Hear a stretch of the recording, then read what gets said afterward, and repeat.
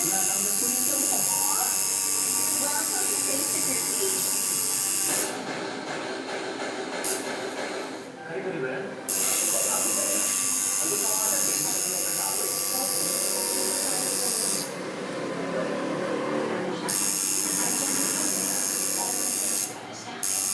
Ginagawa pa ako masama. Meron pa ako nasabi. Hindi ko di ba? Kaya lang, meron na lang. Kaya mo na yung paglago. Kasi naman makalimot. Gusto ba?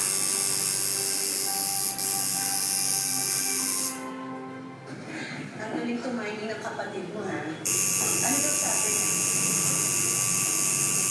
Anton, makikinig ba ako sa kanila? Ay, so paano? Eh, di na. Nauna naman siya eh. Lalabas lang talaga na Yung tapos na. ako. So, Roxanne, tumawag po kayo ni Sir Red. Pero tinignan po sila bukas ng gabi. Mag-ayos daw po kami sa iyo.